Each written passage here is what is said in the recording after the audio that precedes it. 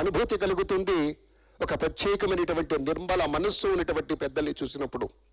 ఇక్కడ ఇప్పటికే విచ్చేసి ఉన్నటువంటి పూర్వపు ఉపకులపతి గౌరవనీయులు ప్రసాద్ గారు ఉన్నారు, మా వెంకయ్య సార్ ఉన్నారు, ఇక్కడ శ్రీ హరగోపాల్ గారు ఉన్నారు, శ్రీమతి హరగోపాల్ గారు ఉన్నారు, పెద్దలంతా విచ్చేసి ఉన్నారు. ఇంతమంది మహనీయ మూర్తుల యొక్క సమక్షంలో ప్రజల గుండెల్లో ప్రత్యేకమైనటువంటి స్థానం సంపాదించుకున్నటువంటి తెలంగాణ రాష్ట్ర ముఖ్యమంత్రి వర్యులు గౌరవనీయ శ్రీ రేవంత్ రెడ్డి గారు ప్రత్యేకంగా విగ్రహావిష్కరణ కార్యక్రమాన్ని తమ సువర్ణ హస్తాలతో నిర్వహిస్తున్నారు. మనం కూడా మన కరతాళ ధ్వనులతోటి విశేషమైనటువంటి రీతిలో ఈ ప్రత్యేకమైనటువంటి సందర్భాన్ని మనం గుర్తు చేసుకుంటూ మన మనస్సులో ఎప్పటికీ స్థిరంగా ఉండేటువంటి ఒక ఆనందమయమైనటువంటి క్షణానికి ప్రతీకగా ఇవాల్టి ఈ కార్యక్రమం. డాక్టర్ బిఆర్ అంబేద్కర్ యావత్ భారతదేశానికి, విశేషించి బడుగు బలహీన వర్గాలకి, వెనుకబడిన తరగతుల వారికి వెన్నుదన్నుగా ఉండేటువంటి రీతిలో అనేక రచనా నిర్మాణ శైలితోటి ఒక దిశానిర్దేశం చేసేటువంటి మహనీయ మూర్తి డాక్టర్ బిఆర్ అంబేద్కర్.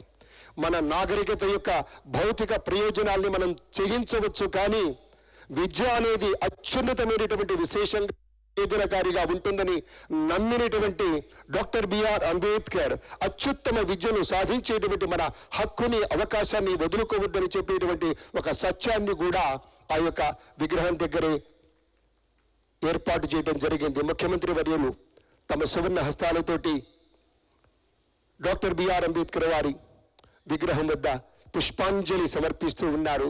భక్తి ప్రపత్తులతో గౌరవంతో కూడినటువంటి విశేషం. ఎందరెందరో మహనీయ మూర్తులు తరలి వస్తూ ఉన్నారు. దీనికంతటికీ కారణం మనందరికీ తెలిసిన సత్యమే.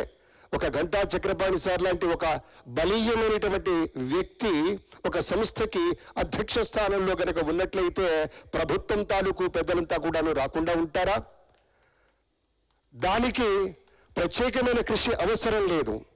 మనసులో సత్సంకల్పం ఉండాలి, సదాలోచన ఉండాలి, సహేతుకమైనటువంటి రీతిలో ఆలోచన సరళితోటి ముందటి కనుక వేయగలిగితే ప్రభుత్వం మన దగ్గరికి వస్తుంది. ప్రజల వద్దకు వచ్చి ప్రజాపాలన అందించి నిన్నముననే ప్రజా విజయోత్సవాలు కూడా విశేషంగా జరుపుకున్నటువంటి ముఖ్యమంత్రి వర్యులు శ్రీ రేవంత్ రెడ్డి గారి యొక్క నేతృత్వంలో యావత్ రాష్ట్ర ప్రభుత్వం కూడా ప్రత్యేకమైనటువంటి రీతిలో మన గౌరవనీయ చక్రపాణి గారు ఇప్పుడు మీటింగ్లో కూడా సూచన చేయబోతూ ఉన్నారు.